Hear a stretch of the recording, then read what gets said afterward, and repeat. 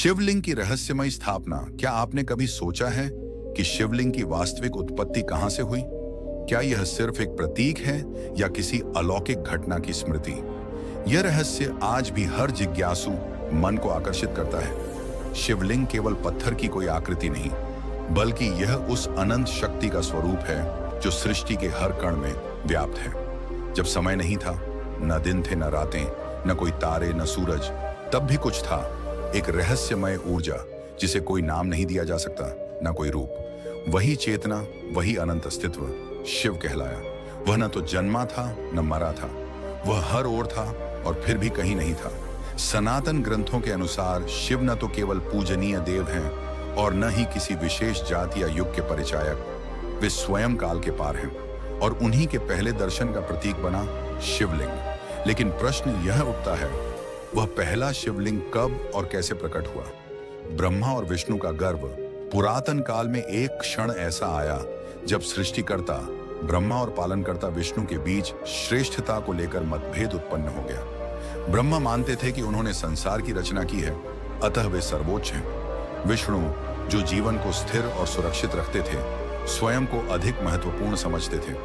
यह बहस इतनी बढ़ गई कि उन्होंने यह निर्णय लिया, जो इस प्रश्न का समाधान कर सके कि हम में से कौन अधिक महान है, वही परम कहा जाएगा।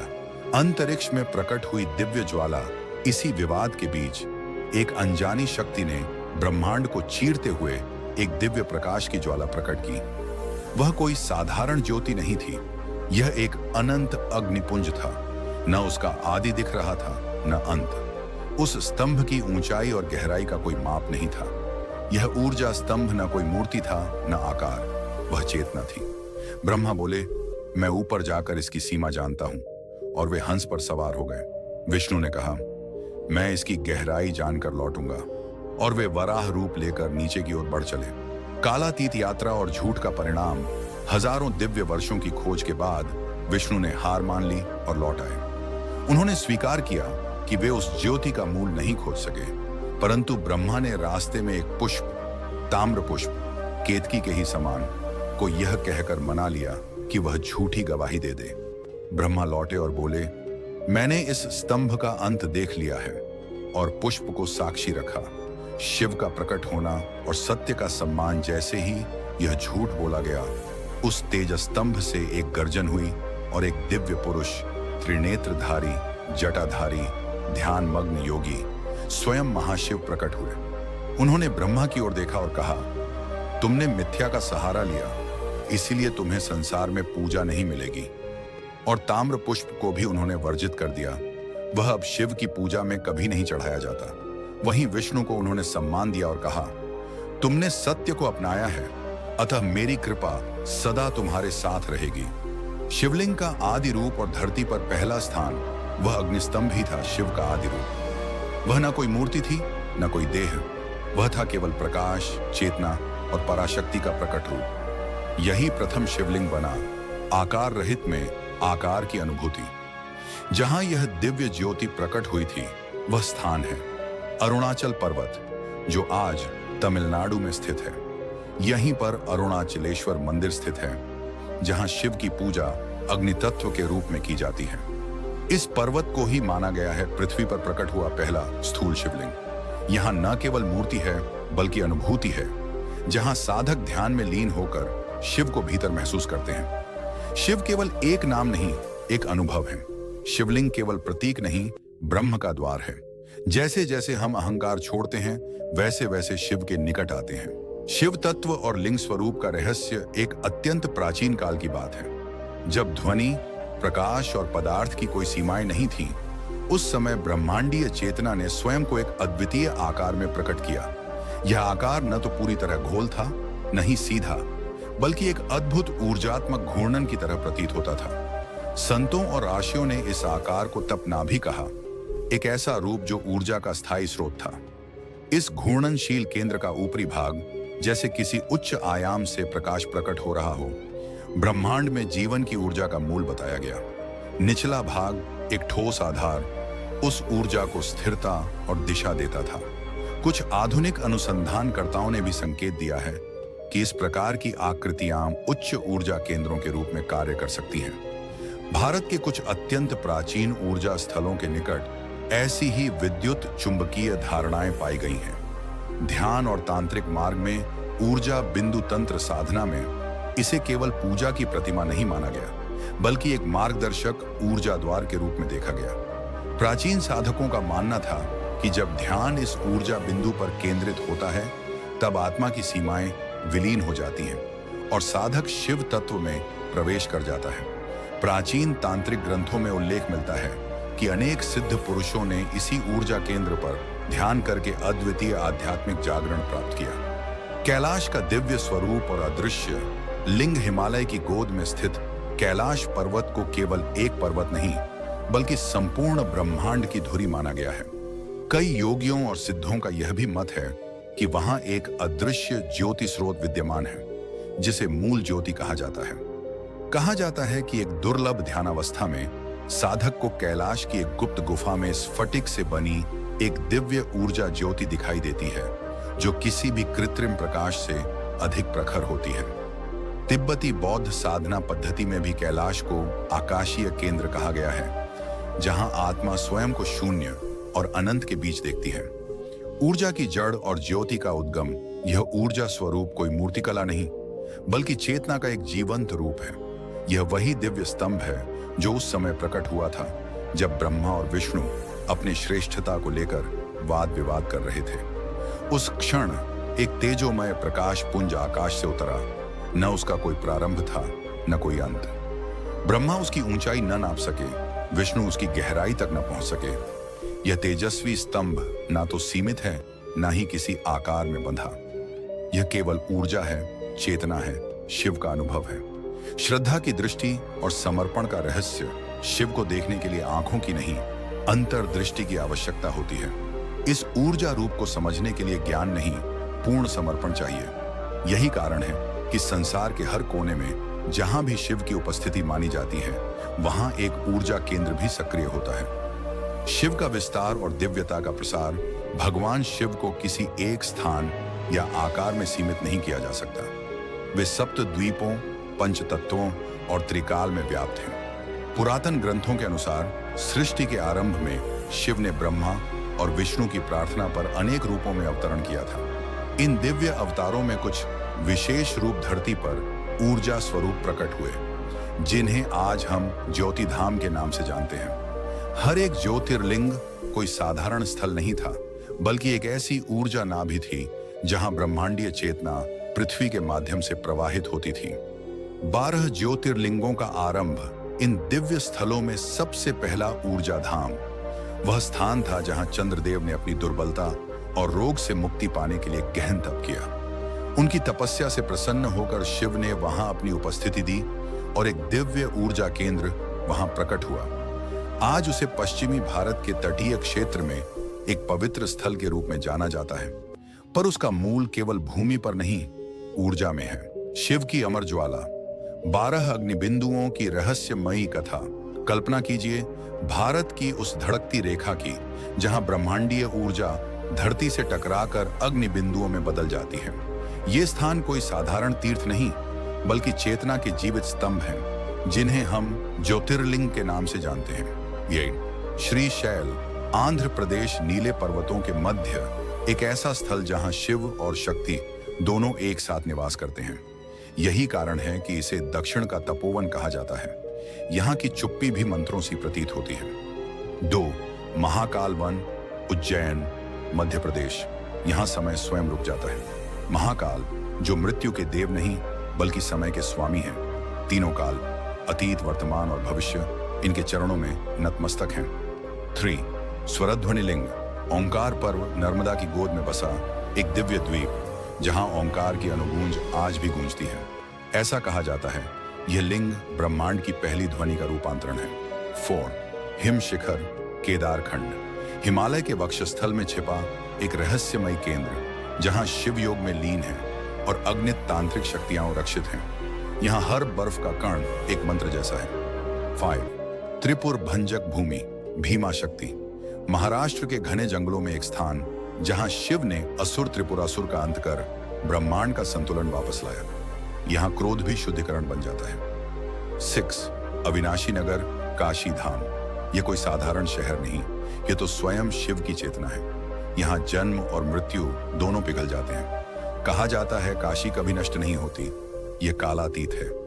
7 त्रिनेत्र पीठ, त्र्यंबक पर्वत, जहां 3 शक्तियां एकत्र होती हैं, सृष्टि ब्रह्मा, पालन विष्णु और संहार शिव। इस लिंग में त्रिदेवों की गूढ़ एकता प्रत्यक्ष है।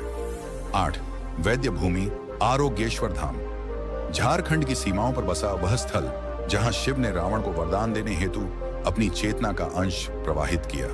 यहां शिव रोगों के नाशक नहीं, जीवन के संरक्षक हैं। 9 दारुक विनाशक, नागेश क्षेत्र, गुजरात में स्थित एक शक्तिपीठ जहां शिव ने दुष्ट दारुक का अंत किया था। यह स्थान बुराइयों के शमन और आंतरिक शुद्धि का केंद्र माना जाता है। 10 रामेश्वर सेतु, तमिलनाडु के सागर किनारे, जहां राम ने समुद्र के किनारे शिवलिंग की स्थापना की। यहां सागर की लहरें भी AUM नमः शिवाय का जप करती हैं। 11 करुणालय, कृष्ण तीर्थ, यह अंतिम ज्योतिर्लिंग जहां शिव का स्वरूप सबसे अधिक कोमल और दयालु है।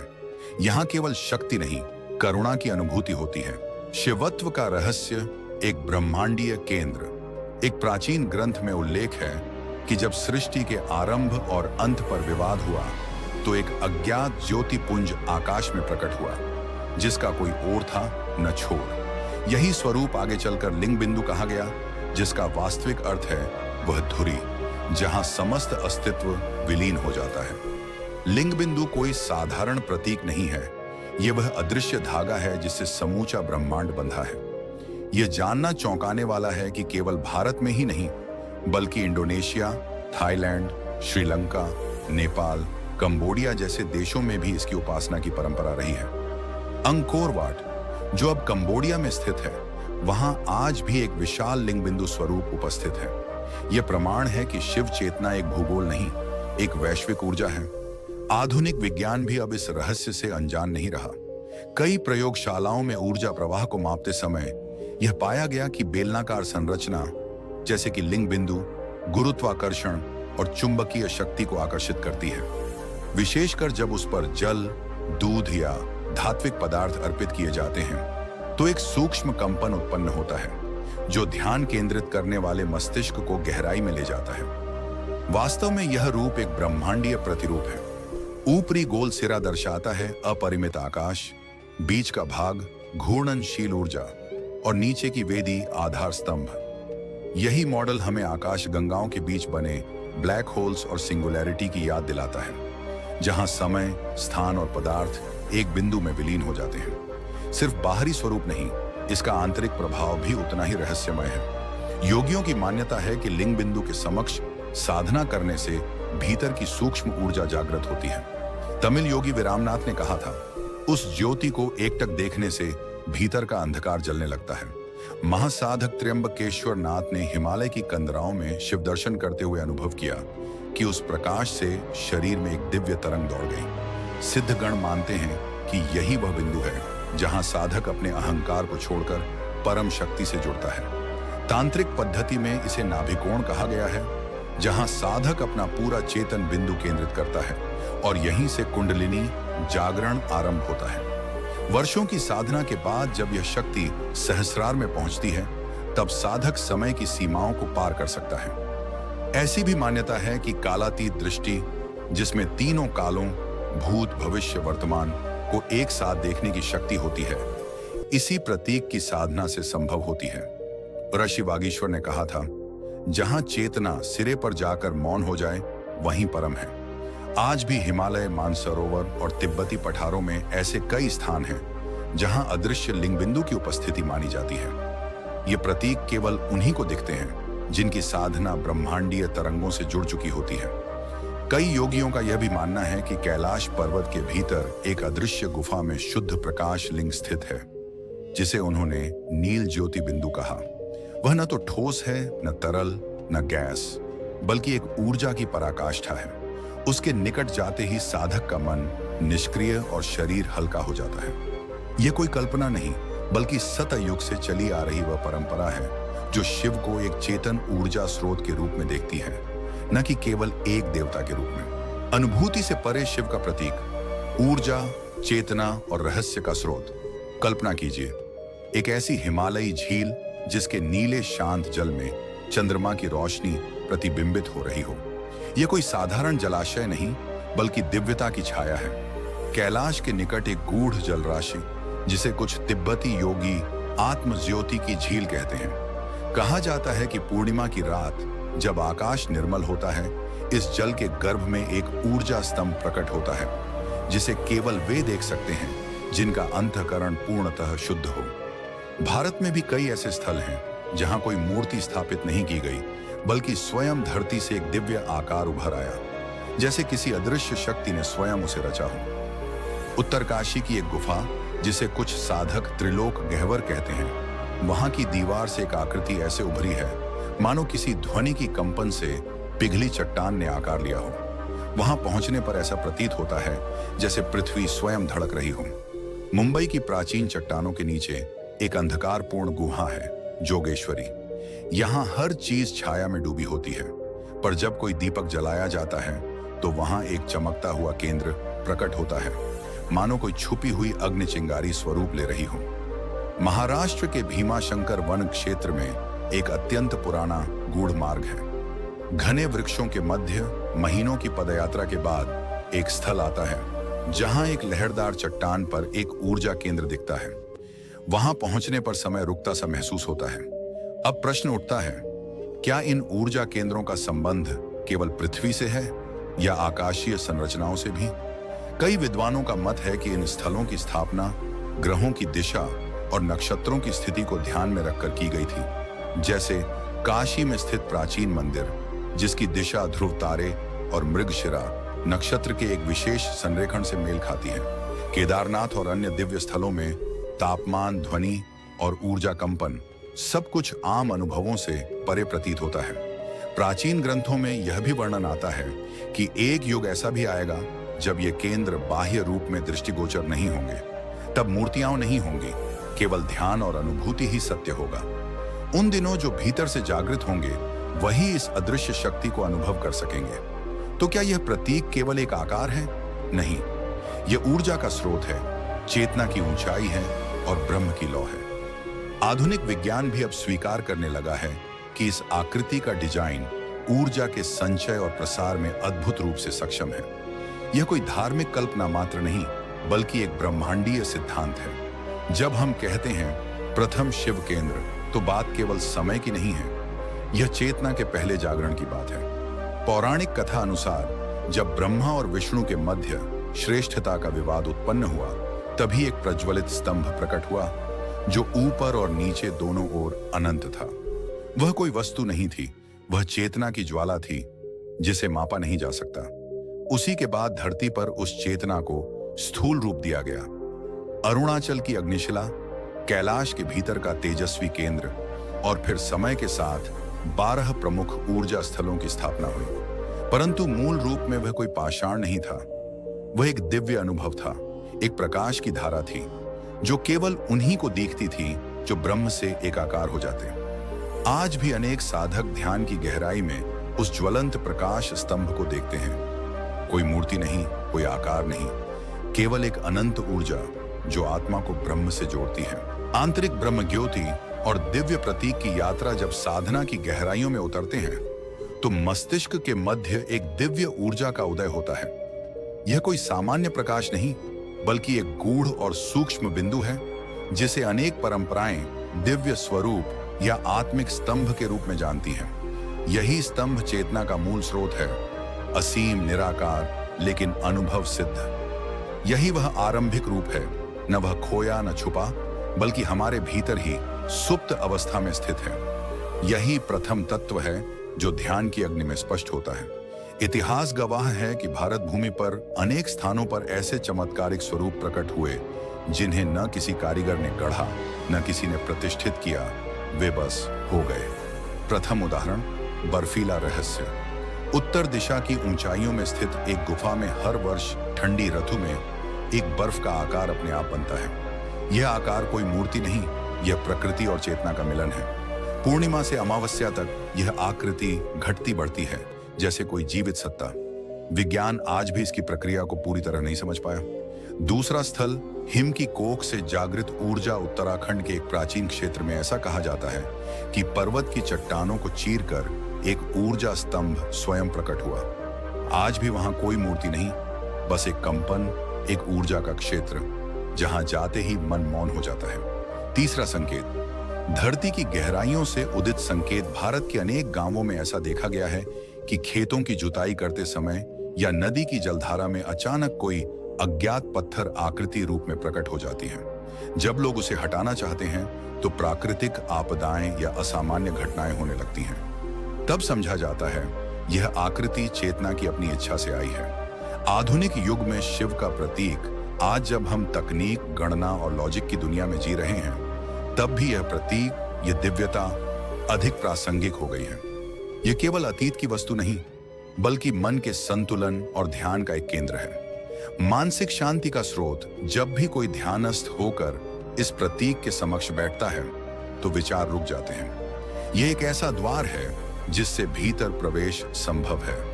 ऊर्जा संतुलन में इसका प्रयोग आज वास्तुशास्त्र में इसे ऊर्जा संतुलन के लिए एक जियो रेजोनेंस पॉइंट के रूप में देखा जा रहा है, जहां यह वातावरण की नकारात्मकता को सोखकर संतुलन उत्पन्न करता है। ब्रह्मांडीय शोध और वैज्ञानिक दृष्टिकोण, कई वैज्ञानिक अब इसे उस सिंगुलैरिटी बिंदु के रूप में देखने लगे हैं जिससे समस्त ब्रह्मांड का प्रस्फुटन हुआ था। यह प्रतीक अब एक आध्यात्मिक विचार से बढ़कर एक ब्रह्मांडीय रहस्य बनता जा रहा है। यह केवल प्रतीक नहीं, अनुभव है। यह आकृति केवल किसी देवी देवता का चिन्ह नहीं, बल्कि चेतना की उस गहराई का बोध है जो हर मनुष्य में है। वह अस्तित्व के हर कण में है, वह आकार में भी है और शून्य में भी। यह द्वार है और मंजिल भी। यह प्रतीक स्मरण कराता है कि हम केवल मांसपेशियों का ढांचा नहीं है, बल्कि एक प्रवाहित होती चेतना है, और वही चेतना, वही कंपन ही उस दिव्यता का मूल है। प्रथम ज्योति, ब्रह्म की पहली ध्वनि, पहला दिव्य बिंदु। कोई ऐतिहासिक मूर्ति नहीं, वह एक तरंग है, एक स्पंदन, एक ध्वनि जो हर अस्तित्व की गहराई में है, जिसे अनुभव किया जा सकता है, देखा नहीं। जहां प्रेम है वहां वही है। एक बार एक आशीष से महादेव ने कहा था, ना मैं स्वर्ग में रहता हूं, न किसी योगी के ध्यान में, मैं वहीं रहता हूं जहां कोई श्रद्धा से मुझे स्मरण करता है। जहां प्रेम है वहां मैं हूं। और यही वह स्थान है जहां दिव्यता का प्राकट्य होता है, भीतर, हृदय में, मौन में। और हाँ, हमारी इस रहस्यमय दुनिया को सब्सक्राइब जरूर करना और हर हर महादेव जरूर लिखना।